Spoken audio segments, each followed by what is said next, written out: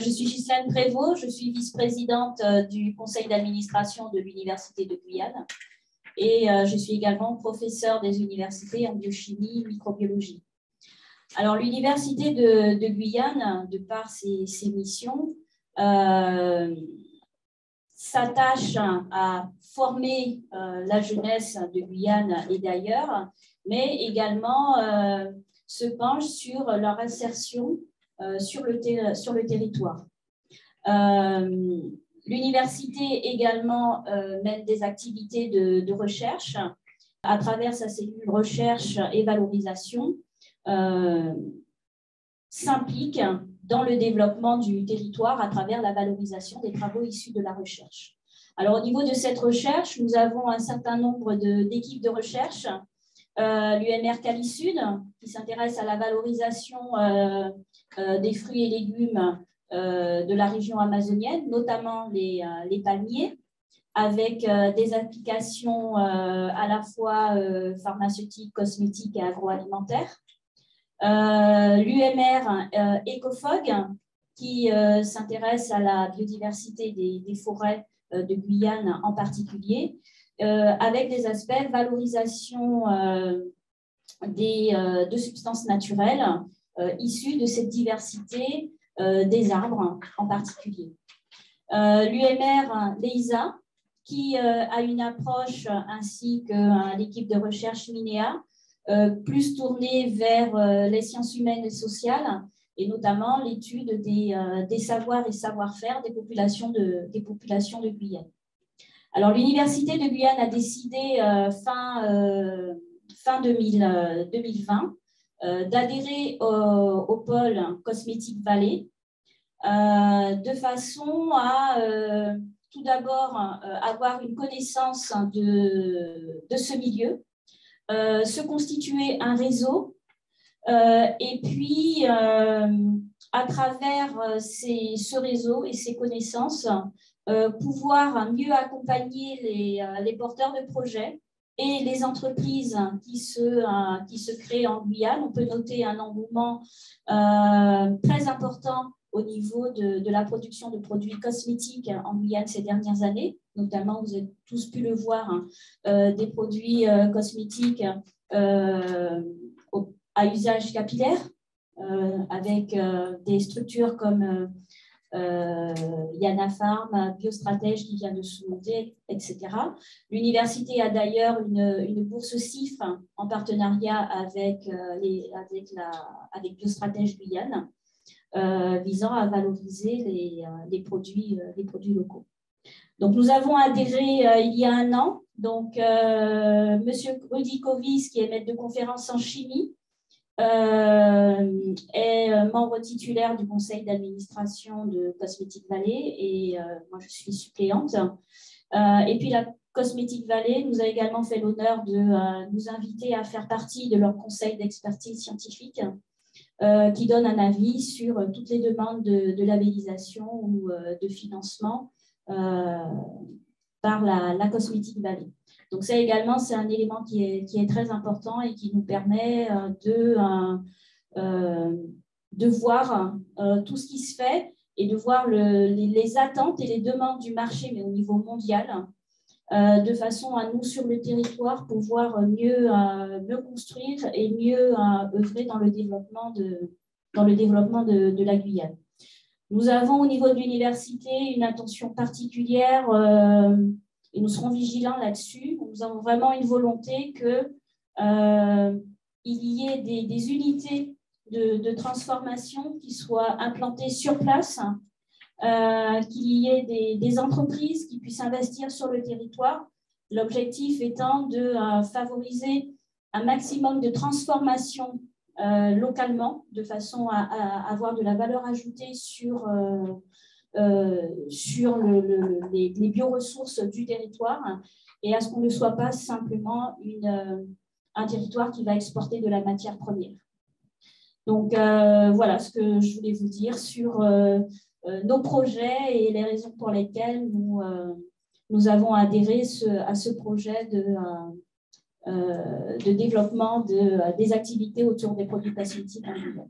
Si vous Moi, je suis généticien cacao de base, hein, parce que responsable de recherche en cacao, responsable du Centre de ressources biologiques en Pérenne en Guyane. Depuis septembre dernier, je suis correspondant du CIRAD pour la Guyane. Donc, le CIRAD est en Guyane depuis plus de 40 ans, avec des unités de recherche diverses.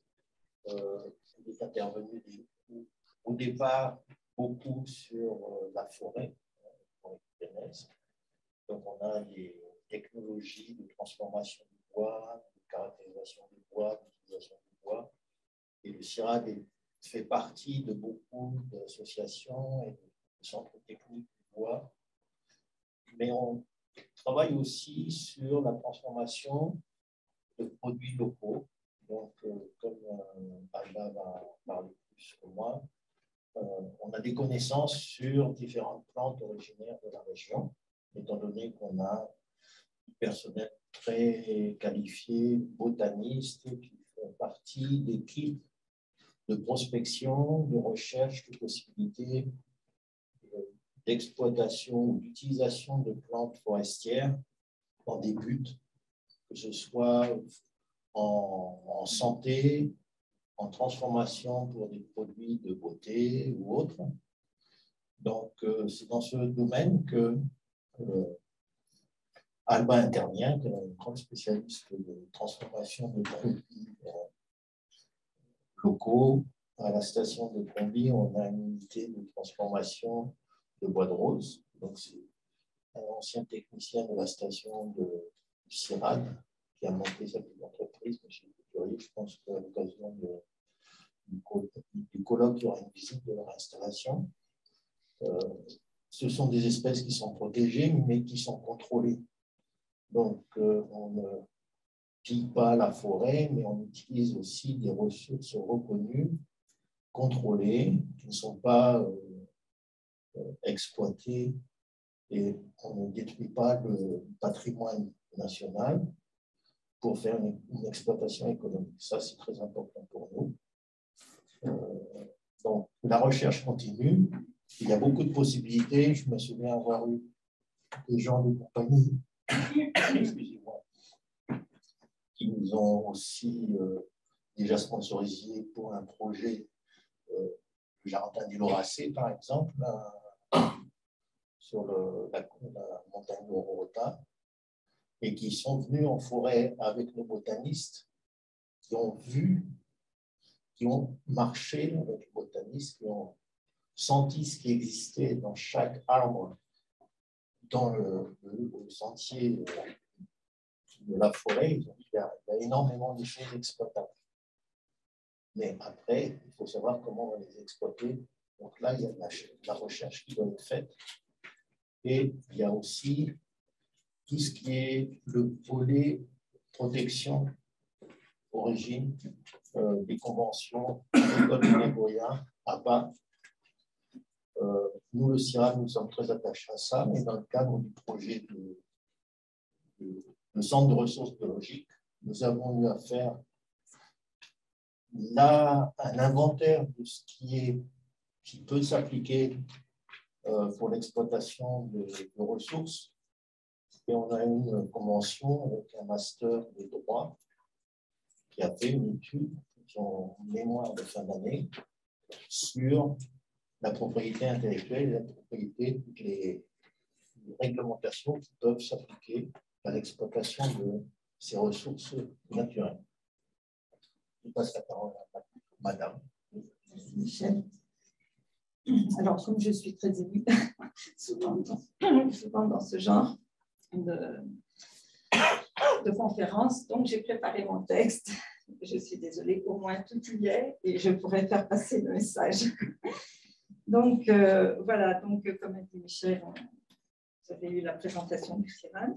Et en fait, nos 3 projets phares en Guyane qui concernent ce colloque, qui concerne tout ce qui est cosmétopée forestière, illustrent donc bien la proximité d'une recherche au service des acteurs économiques. Je vous citerai donc les 3 fait les 3 projets. Donc, il y a le projet Aquila Guyane, en collaboration avec les agriculteurs de Guyane. Ce projet donc, a permis la mise en place de 11 hectares de plantation et doit permettre d'identifier les conditions favorables à la production d'oléorésine parfumée d'Aquilaria, très recherchée par les parfumeurs, et de feuilles séchées utilisables sous forme d'infusion. Il y a aussi le projet Valorextract, qui est riche de molécules d'intérêt. Les bois amazoniens sont d'excellents candidats pour le secteur cosmétique à la recherche d'ingrédients naturels. Et la question qui se pose, c'est pourquoi ne pas utiliser les coproduits de scierie de Guyane comme source de ces molécules d'intérêt. Il y a aussi le projet Anita Rosa, dont tu as parlé, le bois de rose, pour une production raisonnée. Le CIRAD a développé avec un pépiniériste des méthodes de multiplication végétative de bois de rose pour une production d'huile essentielle éco-responsable. Donc, pour ce qui est nos motivations dans l'organisation de ce colloque, donc, au-delà des avancées scientifiques dans nos projets de Guyane, l'un des défis reste les changements d'échelle et l'accès au marché auxquels sont confrontés les agriculteurs et les industriels. Organisme de recherche finalisé, le CIRAD établit sa programmation à partir des besoins du développement du terrain au laboratoire et du local au planétaire. Et le CIRAD, fort des richesses de la biodiversité ultramarine, de leur potentiel en économie verte et des connaissances scientifiques acquises à travers la conduite de nombreux projets autour de la valorisation de ces 2 ressources, a souhaité partager et valoriser les résultats de recherche des projets menés en Guyane.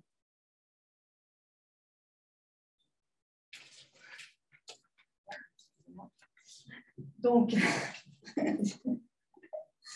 le CIRAD, la Cosmétique Vallée, la collectivité territoriale de Guyane, Guyane Développement et Innovation, qui met en place une antenne de la Cosmétique Vallée en Guyane, ont décidé de réaliser un colloque sur les arbres de la cosmétopée forestière, sur le sujet donc, des arbres parfumeurs et guérisseurs, en intégrant une dimension ultramarine. Le colloque en lui-même, donc aujourd'hui, ce colloque vise la mise en synergie des territoires de Guyane, Polynésie française, Nouvelle-Calédonie, Guadeloupe, Martinique, Réunion et Mayotte, sur des thématiques scientifiques et des actions de valorisation autour des arbres et autres plantes de la cosmétopée ultramarine. L'objectif de ce colloque est de proposer une feuille de route visant à définir une stratégie pour le transfert des résultats de la recherche et le développement durable de filières autour de la valorisation des bioressources des régions ultramarines. Ce colloque a aussi comme objectif d'aborder la valorisation des produits naturels issus de ces arbres dans le domaine des aliments santé et de la cosmétique à partir d'actions conduites dans ces territoires. Évidemment, enfin, ces actions intégreront les connaissances et les savoirs ancestraux des peuples autochtones de ces territoires, notamment dans le domaine de la cosmétopée, et participeront au maintien d'un environnement naturel, durable et équilibré, tout en préservant et en valorisant la biodiversité exceptionnelle des territoires de l'outre-mer français, associés au savoir traditionnel. Donc, beaucoup de choses ont été dites avec le discours précédent de Alba, notamment sur la motivation du colloque. Mais du coup, là, je vais vous présenter en quelques mots donc Guyane Développement et Innovation, nos projets en biodiversité et surtout en cosmétique. Et pour finir, nos motivations, mais qui finalement sont assez proches des motivations qui viennent d'être évoquées. Donc, nous sommes Guyane Développement et Innovation. Donc, nous sommes l'agence de développement économique et d'innovation de Guyane. Donc, nos missions sont particulièrement l'accompagnement. Donc, l'accompagnement peut être l'accompagnement aux porteurs de projets, l'accompagnement aux projets de recherche. Et cet accompagnement se fait par 3 axes qui sont la structuration de filières, le transfert de technologies et la valorisation des projets de recherche. Il y a également, dans Guyane Développement et Innovation, une pépinière d'entreprise qui nous permet d'accompagner plus particulièrement les porteurs de projets économiques. Donc, Guyane Développement Innovation a certains projets en biodiversité et particulièrement certains projets proches de la cosmétique, dont notamment les projets qui ont déjà été évoqués, car ce sont des projets en partenariat avec le CIRAD, donc les projets Aquila Guyane, donc, dont le but est de développer une filière à haute valeur ajoutée de bois d'oud, de bois d'agarroude, issus des plantes d'Acularia, et le projet Valor Extract, dont l'objectif est de valoriser les connexes de scierie. Voilà, pour les deux projets, du coup, en partenariat avec le CIRAD, sachant que le projet Valor Extract a été labellisé par la Cosmétique Vallée. Donc, Madame Prévost, tout à l'heure, a parlé de la labellisation de la Cosmétique Vallée. Et un des projets du territoire qui a été labellisé par la Cosmétique Vallée est le projet Valor Extract. Et notre projet phare sur la cosmétique est le développement de l'antenne Cosmétique Vallée en Guyane, donc en partenariat très très proche donc, avec le pôle de compétitivité Cosmétique Vallée, qui sera du coup beaucoup mieux présenté par Madame Godet par la suite, et donc qui vise finalement à développer sur le territoire les missions du pôle de compétitivité, mais avec les particularités qui incombent à la Guyane. Donc ça, c'est concernant nos missions, nos projets en cosmétique et nos attendus du congrès. Donc, comme vous l'avez compris via nos missions, donc c'est bien sûr le développement économique qui pourra suivre sur des projets en cosmétique. C'est également la structuration de filières dans le domaine de la cosmétique et des cosmétopées traditionnels. C'est également l'appui aux projets de recherche, l'appui à certains porteurs dans ces domaines-là. Donc ça, c'est pour les attendus. Donc, il y a également la feuille de route dont parlait Alba tout à l'heure. Donc, la feuille de route pour pouvoir aller vers des actions très concrètes, notamment la valorisation des projets de recherche, donc pouvoir apporter un transfert de technologie des projets de recherche vers les acteurs du territoire. Voilà en ce qui concerne nos attentes et voilà notre organisation. Et si vous voulez plus d'informations, nous sommes bien sûr à votre disposition pour répondre à toutes vos questions. Merci beaucoup. Je suis très heureuse d'être conviée à cette conférence de presse en amont du congrès. Je représente aujourd'hui la Cosmétique Vallée et vous ferez la connaissance, pour ceux qui ne les connaissent pas, de mon directeur général, donc Christophe Masson, et le président de la Cosmétique Vallée, Marc-Antoine Jamet, qui seront sur place pour le congrès. De mon côté, vous redire que la Cosmétique Vallée est ravie d'avoir parmi ses administrateurs l'Université de Guyane et Biostratège. Vous redire aussi que nous sommes aujourd'hui une filière qui rassemble 3200 entreprises de l'amont à l'aval, c'est-à-dire qu'on part vraiment de la culture des plantes jusqu'au produit fini. Donc, on a dans la filière vraiment toutes les activités qui vont faire que l'on va pouvoir fabriquer de manière optimum un produit fini. Voilà. Au niveau de Cosmétique Vallée, on a voilà, 3200 entreprises, 45 milliards d'euros de chiffre d'affaires sur cette filière, 250 000 emplois. Et aujourd'hui, c'est un secteur qui recrute et c'est tout à fait positif pour notre développement économique. Voilà. Au niveau de Cosmétique Vallée, on organise des congrès depuis plusieurs années. Et l'objectif de ces congrès et de celui qui va être organisé prochainement en Guyane, c'est aussi beaucoup de créer des opportunités d'échange, de réseau ou de partenariat de recherche. Et c'est toujours des moments assez forts où on va pouvoir en fait créer des passerelles entre des entreprises, le monde universitaire et le monde de l'entreprise.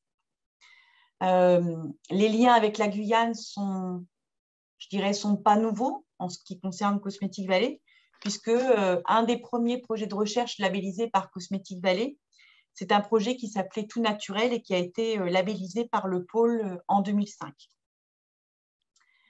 Aujourd'hui, Cosmétique Vallée souhaite vraiment s'impliquer sur le territoire de Guyane par justement la création de cette antenne portée par GDI. justement une antenne qui ambitionne de mettre en place le développement de la cosmétique en Guyane avec le pôle de compétitivité Cosmétique Vallée. Donc, c'est un événement, ce congrès, c'est un événement important, justement pour la Guyane, l'ensemble des territoires ultramarins, des territoires qui sont justement réunis au congrès, mais aussi très important pour la filière parfumerie cosmétique française, qui est vraiment leader de ce secteur et qui porte des valeurs de sécurité, performance et d'innocuité. Voilà. Et puis, très important parce que nous souhaitons vraiment travailler sur le naturel. Aujourd'hui, c'est un élément vraiment différenciant de notre secteur industriel. L'idée est vraiment de contribuer au développement de la recherche sur la biodiversité et de mettre en place et d'animer des filières locales pour créer, je dirais, du développement économique et créer de l'emploi. Et puis, afin que le territoire de Guyane soit vraiment identifié comme un territoire d'excellence sur la naturalité. Bonjour, donc je me présente Nadine Amusant, je suis donc déléguée régionale à la recherche et à la technologie donc depuis à peu près 6 mois. Voilà, donc je représente en fait le ministère de l'Enseignement supérieur, de la Recherche et de l'Innovation sur le territoire. Je suis aussi basée au niveau de la DG4, c'est-à-dire à la Direction générale de l'animation et de la coordination territoriale. Donc mes missions, ce sont celles-ci, c'est-à-dire je suis vraiment un carrefour avec l'ensemble des acteurs de la recherche, l'ensemble des acteurs du monde socio-économique et puis aussi avec les décideurs. L'objectif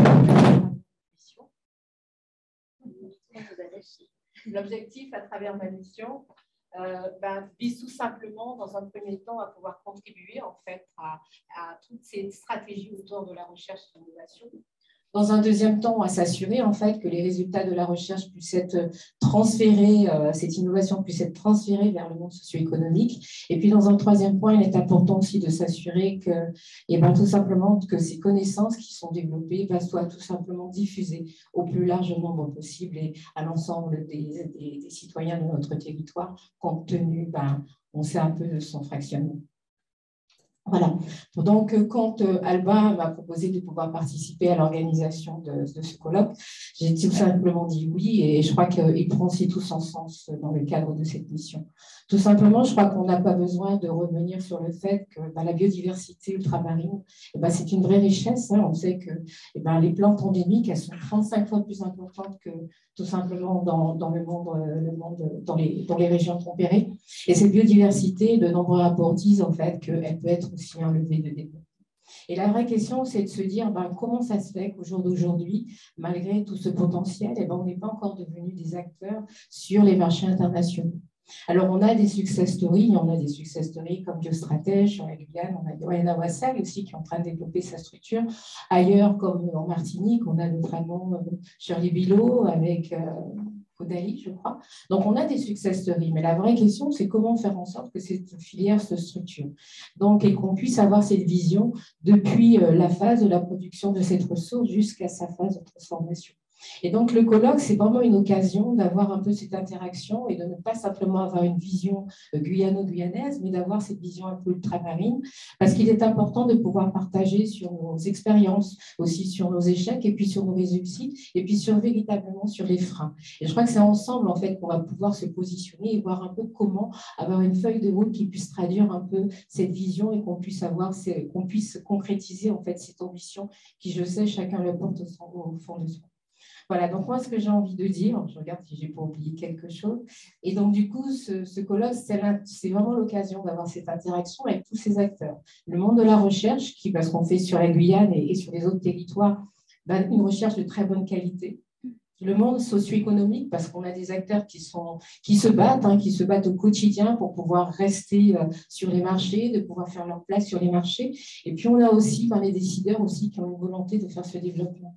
Et je crois que c'est vraiment, on va avoir vraiment l'occasion de pouvoir avoir cette interaction, de pouvoir co-construire ensemble cette feuille de route et de voir comment chacun à son niveau, que ce soit au niveau de la recherche, qu'elle continue justement à répondre aux attentes du monde socio-économique, que ce soit les décideurs à travers toutes les politiques publiques qui peuvent être mises en place, et puis aussi à travers ce monde socio-économique pour qu'il puisse y avoir plus d'interaction. On a donc besoin de se connaître, on a besoin de pouvoir parler un langage commun, et je crois que c'est une occasion de plus qui nous est donnée de pouvoir le faire.